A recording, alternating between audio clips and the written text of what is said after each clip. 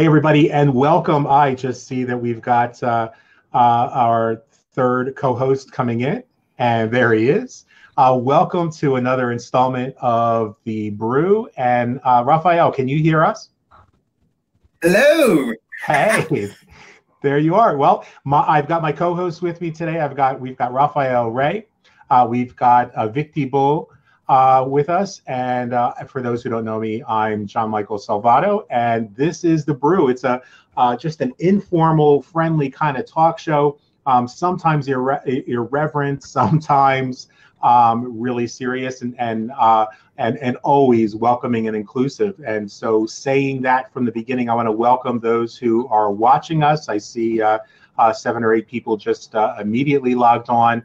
And this is your show as much as it is ours. We want to hear from you. We want you to participate in the conversations. We want you to go ahead and like and share us if you wouldn't mind, so that other folks who might be similarly inclined can check out the show. And so if you're watching us right now, if you wouldn't mind, in the comments, go ahead and tell us where you're watching from, so we get an idea, because we come to you from both sides of the pond, with Raphael on the east side of the Atlantic and us on the right side, or on the left side. Did I do that right? Yeah, the west side. And clearly, you don't have to be a brain surgeon to be on here, as I will demonstrate throughout the program today. So guys, welcome, and let's start off by just kind of sharing what's going on in your world. This is for those that are watching. This is a real conversation. This isn't scripted. This is 3 friends that come from different traditions in the pagan world that are coming together. And so, I'm asking these guys for real, what's going on in their world. Firstly, let me say thank you so much for everybody joining in. Victi Bull, lovely to finally meet you, and I'm really looking forward to hearing everything that you've got to talk about. And yeah, in terms of what's going on with me at the moment, I have been on a bit of a creative binge. I don't know what's happened. I feel like I've had a muse just kind of sit on my back and start beating me over the head with information. I've just been writing and creating loads of different things at the moment, and some of which I'm starting to now get out there for people to enjoy. So yeah, that's kind of what's going on with me. I feel like I'm having a very creative sort of, it's almost like my mind just wants to be on a page of some sort. And what, so for those who are watching you for the first time, tell us a little bit about your path and what the sorts of things are that you do create. Yeah, so mostly what I do is tarot, astrology, and numerology. That is a big part of my practice, and I'm really, really big into those. That's how a lot of people know me. I have a YouTube channel which is called Radiant Reality. Some of you, I think, might be here watching from there, so hello to you.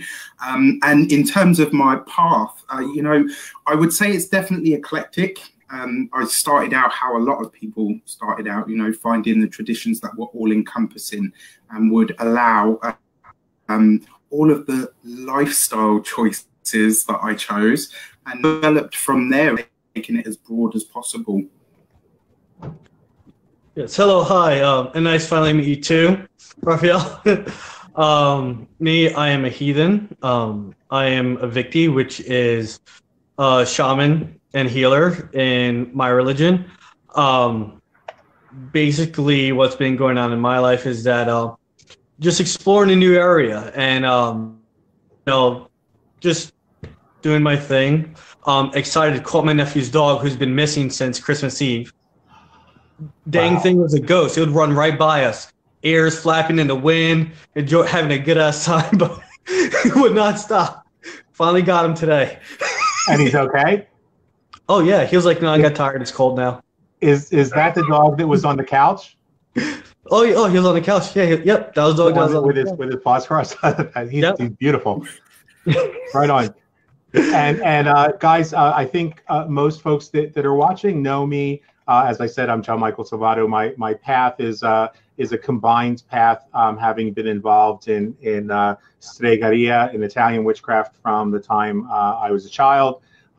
So for 20 or so years, I wish it was under 20 or so years, for well over 45 years, and then, you know, influence from esoteric Buddhism, esoteric paths that follow New Thought and the teaching of Rabbi Jesus and Norse paganism, and really drawing deeply from the well, without really kind of feeling like I had to attach myself to any of those things. And that kind of brings us to our discussion today. I thought that we might discuss, because we keep seeing it on the Facebook groups and different other social media out there about witch wars and you know, infighting, and there were, you know, a couple of things that I wanted to touch on personally, but want to see if you guys are cool with us talking today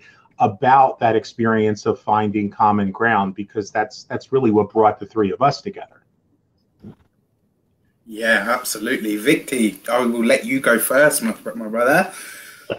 Thank you. I know in my tradition, we deal with a lot of infighting through the different sects and stuff we have. You know, everyone comes from a different point of view and different perspective, and how they're brought up. How people are brought up definitely tie into how someone practices their tradition, their belief. Within the Wiccan and pagan communities, I've seen a lot of those witch war type stuff.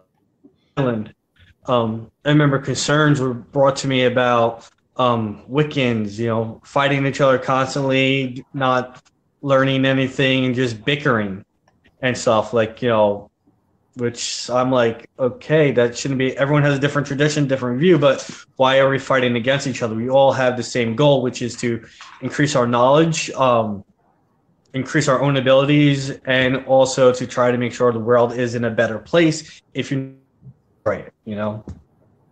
So yeah. By the way, when I zoom back out to the three of us, that doesn't mean shut up. Keep on talking. This is the conversation. No, I'm so nervous. This is my second time. So okay, so the infighting. I know in my tradition, part of the thing of being a Victi is that we are guides and advisors. We do not belong to kindreds or organizations. We stay on the fringe, remain neutral, so that way we see with unclouded eyes, you know. So when you say kindred, for those who aren't familiar, that's like a coven, right? Yes, like a home church coven, a group of people of similar believers. They get together and you practice. Yes. Okay. So a Victi does not belong to those, so we can have a neutral view on things when we're brought into a situation to guide. But yeah, when it comes to the infighting, it's you know, I'll see one kindred bickering with another kindred because they'll see Odin as one will see Odin as a poet and of magic, and another will see him as a war god and this dominant fighter. And it's like, they're the same god. Why are you fighting? Just because one sees him differently than another, you know? It has different sides, just like people. We all have our own aspects of our own personality. So do gods. We have tempers. We have our sweet side. You know, we have our silly side. The gods have the same thing. Yep. You know? I've seen a meme that says, you know, I'm not just a good witch, I'm also a bad witch. I'm bisexual. We had a conversation with somebody online today outside of the pagan sphere talking about vaccines, and they said, you know, there was you know, there haven't been any children that have been born with polio, so you know, their idea was that vaccines are good, and that people who say that vaccines can cause autism are wrong. And I said, why can't both people be right? You know, as a physician, a retired physician, I can tell you that I don't believe that all vaccines are 100% safe. I don't believe all medications commonly in use are even remotely 100% safe. And so I do believe that medications can cause things like autism, and being born autistic. I think that, for me, my perspective is I was born with autism. I was also inoculated, given my vaccines. So I don't have polio, and I didn't get measles. So the vaccine worked for that, and there was a side effect, and it is what it is. Research continues, and we move forward. Go ahead, brother. Raphael, I didn't mean to jump in and cut you out there. No. These are all valid points. And to kind of go back into it, to reiterate, I totally agree with you, Victi. One of the issues that I think is evident with this whole sort of infighting and witch wars and stuff, as you call it, the thing that I find really interesting about it is, much like the gay community, LGBTQ community, we're a minority, right? I mean, we're fast growing, all of us in the spiritual world, all of us on the fringe. However, if we start this infighting, our movement is stopped before it even goes anywhere. And it's so important that we unite, whatever our tradition is, because otherwise we're just conforming to what the norm is between all of the major religions. And let's be honest, we've seen where those lead. Right, so it's kind of to take it back slightly. I love what you mentioned about the two different versions of Odin. He's one god, right? He's one of the pantheon of gods and guides that we have. All of those attributes belong to him. Just like you said about human beings, we all have light, we've got shade, we've got various different infinite shades of grey in between the light and the dark as well, right? So this whole idea, and I remember hearing a story actually when I was like 12. I remember having a read about this, and it was a story about, you had like a feminist witch, and then you had like a male witch, and they were both fighting about, the feminist witch was saying, no, the goddess is strong and she's got power, and she's a dominating force of nature. And you had the male witch saying, oh, well, she's like a beautiful, shy wood nymph who spreads magic and love wherever she goes. And she's, got this innate sensuality about her. So they went off to their separate corners and said, look, I'm gonna call out to my version of the goddess, and we'll meet in the middle to see which one it is. So they both call upon their goddess, they run towards the goddess with their open arms, and as they meet in the middle, they're hugging each other, and they both hear laughter in the sky. Right? So, and that literally is it to me, whether you see Odin as a war god or a poet, it's still Odin, and he can be both, and he can be interchangeable as need be when the need arises. Exactly. Yeah. Right on. And I had this conversation this week with somebody who was coming from a sort of a combination of a Buddhist and esoteric Catholic tradition. We had an incredible conversation, connected on a really strong level. And our conversation was about the fact that these labels that we put on ourselves and we place on one another, really are, we're supposed to bring people together to sort of create a common ground for that niche, for that belief system, that tradition. But it wasn't ever, I don't believe, meant to exclude. And I think that we're seeing within the LGBTQ LMNOP pagan community, we're seeing a reaching out across the aisle, if you will, to one another, because we realize we can't do this by ourselves. That we do need the support. There aren't as many people in each one of our traditions in our local area, and so in order to thrive in our local area, we have to reach out. And for me, that means reaching out to everybody. I don't care if they're pagan or not, if they're radically inclusive and they're willing to accept my tradition as being as valid as theirs, whether they believe in one God or 100 gods or no gods, if they believe in compassion, if they believe in service, if they believe that knowledge is useless until it becomes wisdom, and it can't become wisdom until we take action on it, and that action has to lift up, not break down. That's the foundation kind of what brought us together, I think, on a personal level. It's what brought us together. I mean, with both of you, I became friends with you long before we did the show. I connected with you because of the people that you are, and respect your spiritual paths, and didn't know everything about your spiritual paths. I'm certainly far from being really literate about Norse paganism.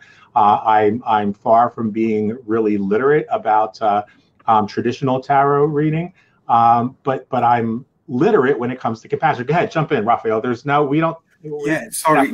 There's a point that you made there that I thought was absolutely brilliant, and it's one of the things that I really wanted to mention. So this, you were saying about Norse paganism being something that you're really drawn to, and obviously your whole background has been from the Strega, which is beautiful, and you're being able to merge these two paths into what works for you is absolutely stunning, and that is ultimately what the world is doing at large, right? We're sharing more than ever now, thanks to the internet. But my original point was my heritage. On my mum's side, I'm Greek and Egyptian. On my dad's side, I am Caribbean Spanish, so Black Spaniards, right? That's my whole origin of descent. I was born in the UK on British soil.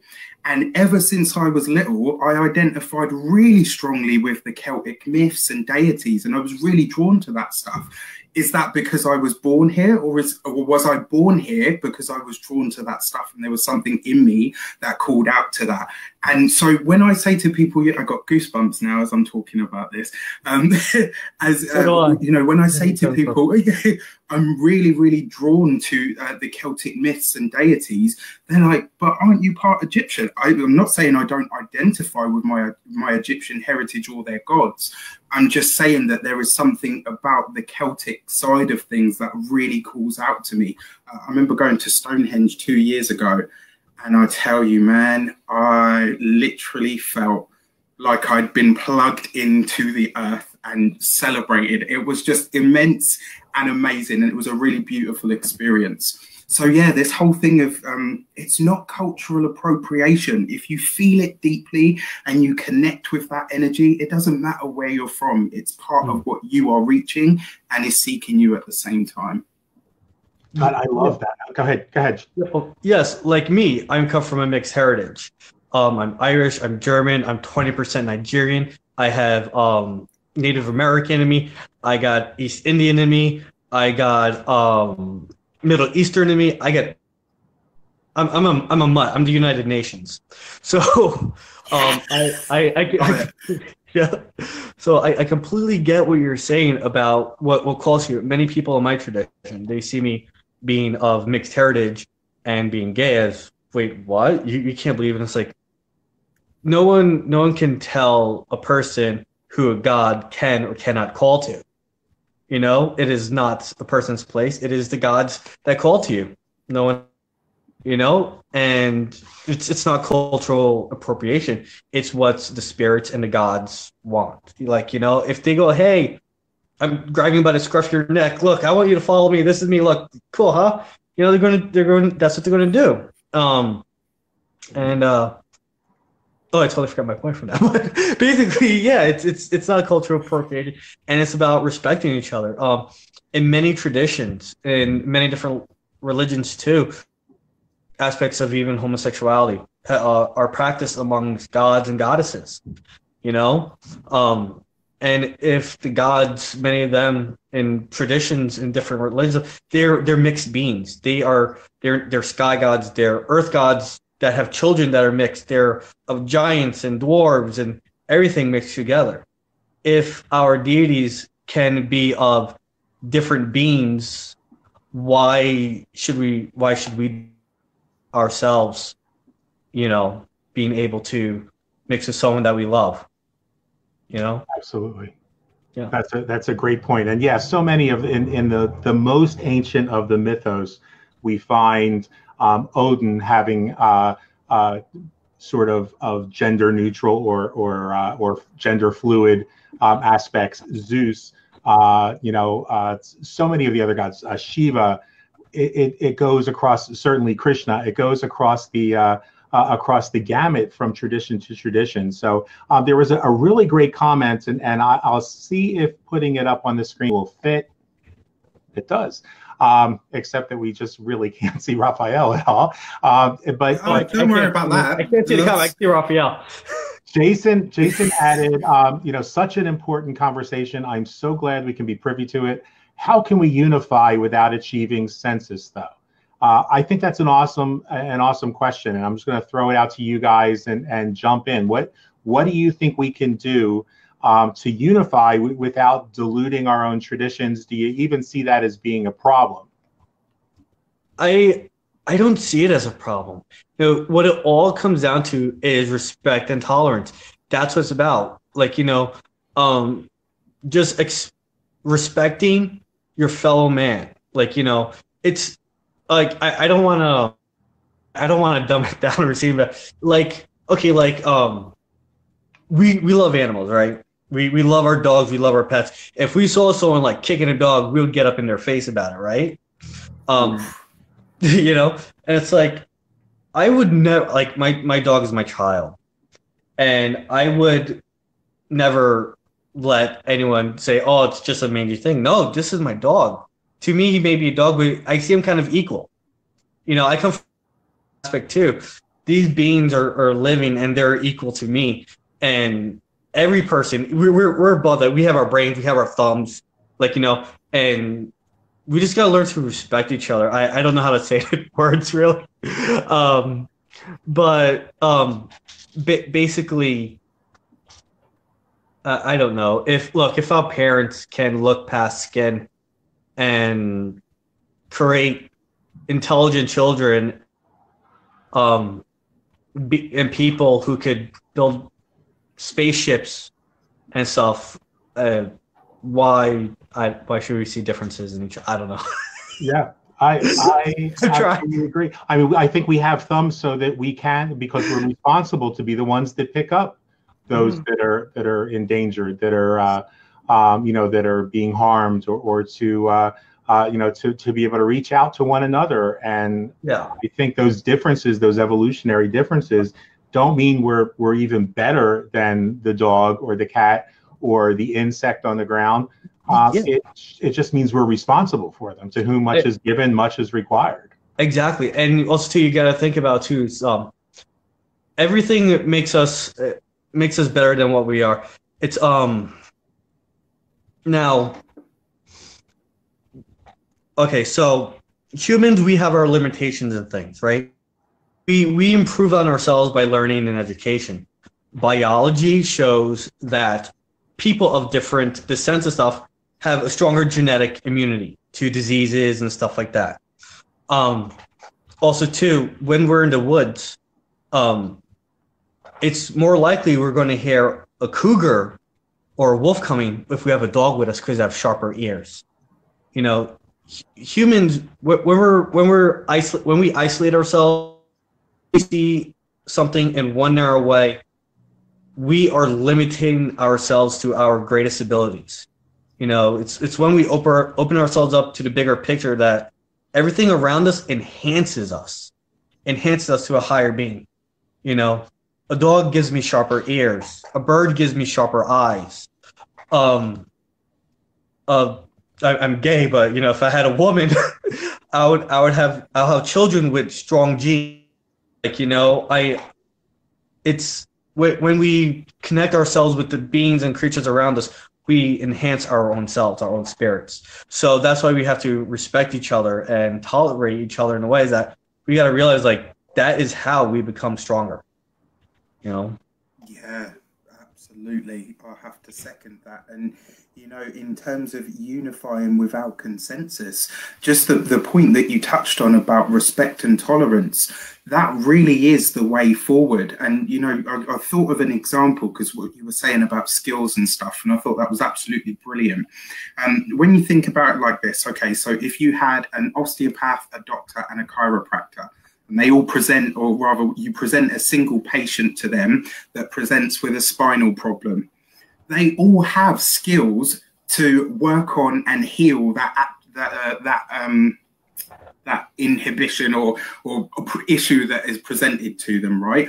How they approach that is going to be different, but they all understand that they are healers, and they all respect that the other has a speciality of their own. They're working together in order to meet the same end, you know, and as a community, whether you're a shaman, whether you're a Victi, whether you're John Michael Astrego, you know, whatever you are, if you are coming and your goal in mind is the same goal, how we get there is irrelevant, because we're all going to be able to teach each other something along the way.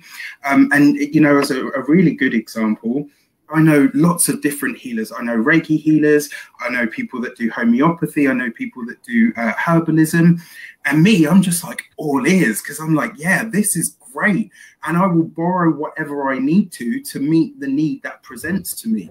So how we unify, definitely through care and respect and tolerance, and also the understanding that we might be taking different paths, but our end goal and destination is exactly the same. Absolutely. You know, guys, I'd love to hear from those of you that are watching the program today, and you know, want to know if you think it's possible for people of different spiritual paths, spiritual traditions, to find common ground. Drop a 1 in the comments down below so that we can hear from you. And I'm looking right now. I see a message here from my sister from another mister, Reverend Wanda Outlaw. She says, I love this discussion. When teaching cultural diversity, I was taught that we have to appreciate rather than tolerate. Amen. We tolerate bugs at a cookout until we're tired of them, and then we swat them. Keep going, guys. You know, Wanda, I adore you. Yes. And and you're on my list of people that I would love to have on here, because Reverend Wanda is part of a what I would consider an esoteric Catholic tradition that draws deeply on its roots within the continental African spiritual paths. And it's one of the most. It's where I was actually ordained an archbishop at that church. That just really struck me, how loving and beautiful and willing to embrace their heritage and parts of you know, coming from a family who's genetically part of my genetics are from the continent of Africa, and every human being you know, shares some of that DNA. And so we want to have people like Wanda on here, because this is not, for me, the word pagan is just another word for explaining that we're the ancient ones, the country dwellers, the outliers. And so anybody who's been marginalized, anybody who's not part of a mainstream institution, in my heart, feels like a pagan brother or sister, even if they don't necessarily identify as such. And I'm looking at the time. We're right at about the 30-minute mark, and so I want to take a few minutes, because people watching this, maybe watching it for the first time, part of what we wanted to do here was be able to expand our outreach. This isn't like a you know, Jimmy Swaggart or CBN or the 700 Club, where we want you to buy our brand of spirituality, because we have 3 different brands of spirituality, 3 traditions in front of us, or in front of you watching this. And so I'd love for you guys to share a little bit about what you do, and about your you know, how people can connect with you and the projects you're working on. You know, we heard from Victi Bull a couple of weeks ago on Inner Alchemy on my program, which you know, spoke about his outreach within his local community. And I'll go last, because I want to issue a challenge to everybody that's watching us today, you know, during these brutal winter months, that I think could really begin to make a difference. And we want to hear from you. So the very last thing we're going to do is ask you what kind of guests you want to see on the show. We can actually squeeze one more person onto this screen, believe it or not. We're so grateful for this platform. I absolutely love it. But Raphael, share with us a little bit about what your work is that you're doing right now, how people can connect with you. I know that you know, there's not enough room on the screen to put everything up on there, but I really encourage people to jump on your YouTube channel because your readings are they're amazing. Thank you so much. So yeah, very humbled by that. And yeah, YouTube is the place that you'll be able to find most of my stuff. My channel is called Radiant Reality. It's spelled REYDIANT. So my thing is, I love tarot, I love astrology, and I love everything that has a feel of other world to it. And my big thing at the moment is I'm really trying to demystify the word spiritual for people, you know, and help everybody understand that you can still live the most mundane, you know, and I say quote unquote mundane, you can still live the most mundane life and still infuse that life with spirituality and find a way to make your everyday experience infused with that. And it really is important, you know, because it's not just about, you know, spell slinging or even card reading. It's about infusing your life with something that enhances the experience of life that you're having. And that's a big part of what spirituality is really about. So, you know, that's a big thing for me. And it's one of the reasons that I'm trying to broaden what I bring out on my channel as well, you know, so it's numerology, it's tarot, it's astrology, it's different talks. I recently just did a talk about what I believe the true power of the empath is about. And I knew a lot of people were going to get really, really upset with some of the stuff that I said, but I thought, you know what, it's got to be done. And now really is the time. So, yeah, that's a big part of what I do. And you can find me on Facebook and also on Instagram. And if you would, while we get to, I don't know if I've never been a guest on this platform. Can you guys comment on the show from where you're sitting? Do you have a way or no? Oh, I'm not entirely sure because I've got my Facebook open. I might be able to do it from there. Yeah, I was going to say, when we're done, while Victi Bull is talking, if you wouldn't mind, go ahead and put your Facebook page in the comments and a link, if you would, to either to the Radiant Reality website or your YouTube channel. And Victi Bull, tell us a little bit about what's going on with you in terms of the work that you're doing and the ways that people can connect with you as well. So there are several things that I'm trying to do. One is try to help my religious community, my local community, and the greater community. One of the things I believe in is that we have to, we got to go towards working together, cooperating each other, and learning to respect each other, and bringing life to things. You know, there's too much poverty, there's too much drugs, there's too many things in this world that's destroying each other. You know, and we don't need bickering to add on to that. So one of the things I'm trying to do is find heathens in my area. One thing I was told by a pagan leader, he said that a pagan community needs heathens for the strong backbone. You know, you got to have heathens, or you don't got that strong backbone. And I'm like, okay.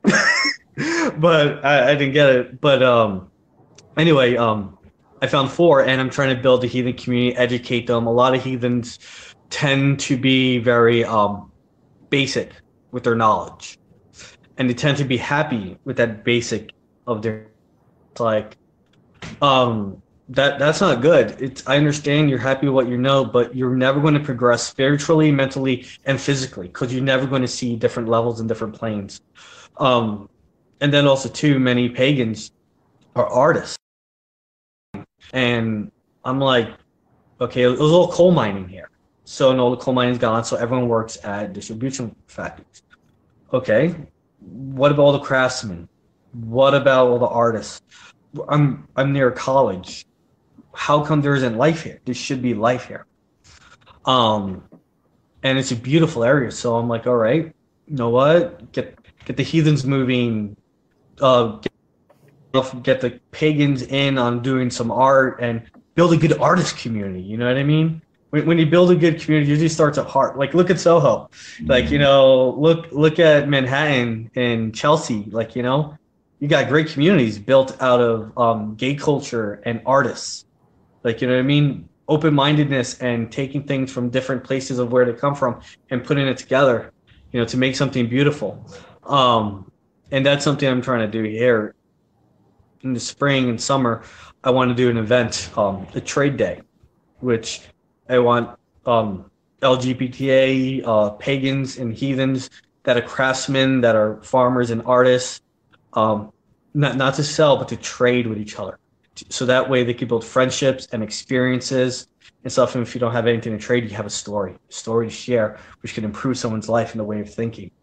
Not everything is about money. Things are more about the mental, And I want to go back to something you said, because I think it's important for all of us to kind of recall this, and it's one of the reasons we're so grateful to have you on the show, and just for me in general to have you in my life, to have crossed paths, because historically, as pagans, we're confronted with the new religions, the younger religions, the Abrahamic traditions.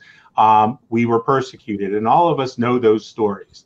And all of us have heard about witch trials, and all of us have heard about other persecutions and murders and everything else that took place against our people.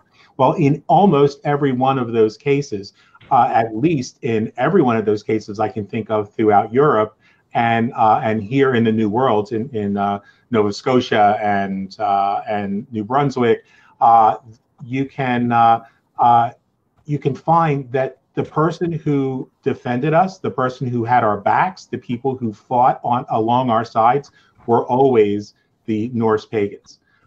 So when that person said to you that they're the backbone of the pagan society, they really are, because so many of us in our traditions are, and I'm smiling because my brother from another mother, Michael Caramello, who I absolutely adore, up in Worcester, Massachusetts, just jumped on the show, and I love you and miss you too, Michael. But when so many of us are pacifists, so many of us artistic types have a tendency to be less of a warrior and more of a poet. That's why I think I have this deep connection and adoration for the archetype of Odin, because he was a poet and a warrior, and that's how I perceived myself in my journey. So we really are grateful to have a demonstration in the modern era of those Norse pagans doing the same kind of having our backs.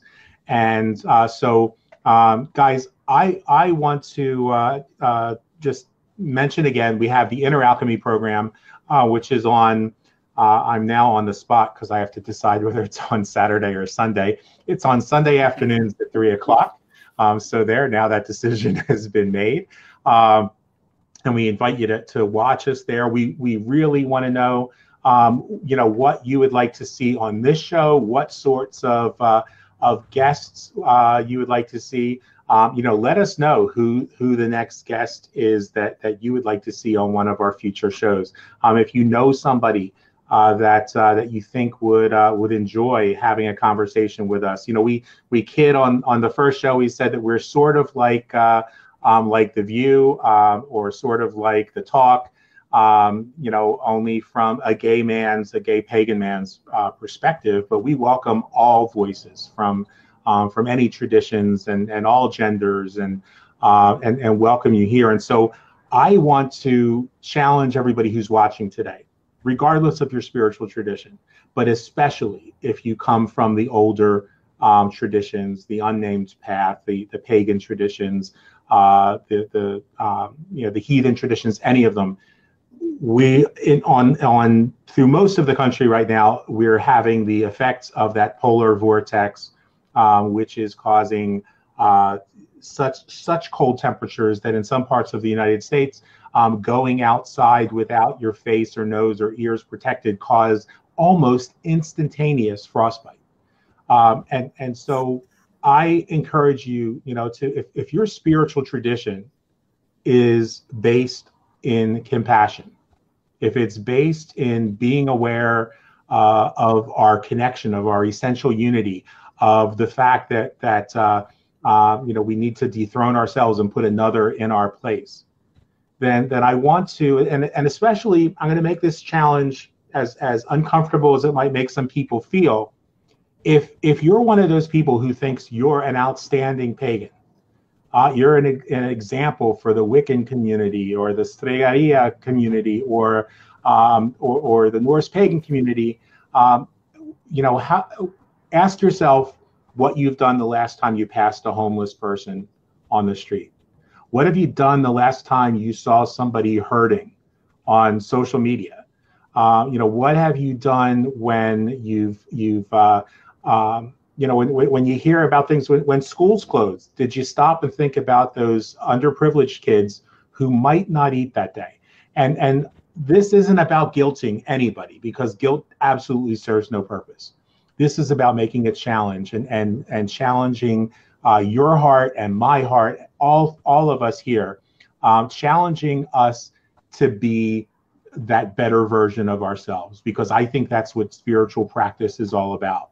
And so, consider blankets that you might have in your cupboard that you don't put on your bed because they might have a little hole, where the joint dropped on the bed, or allegedly, or stains, or coats that don't quite fit anymore. And let's face it, if you're over the age of 40, you're probably going to be that body shape for a while. So that coat you wore when you were 20 ain't going to happen again, and it's probably ugly.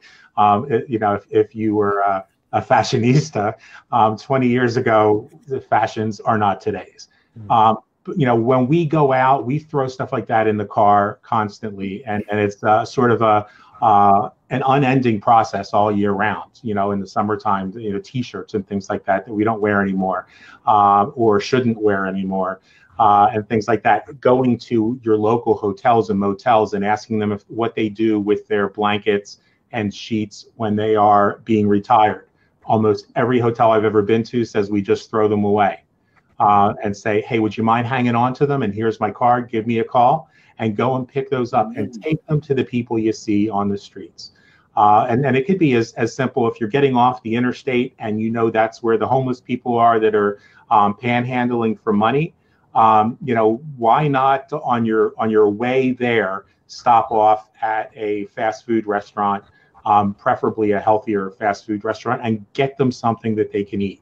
Or better yet, make a couple peanut butter and jelly sandwiches, keep them in a brown paper sack, because those don't spoil. I mean, in the wintertime, you don't have to worry about spoilage, but they don't spoil, and somebody might have two sandwiches, one for now and one for a couple hours from now. Take the initiative to find ways to become better versions of yourself.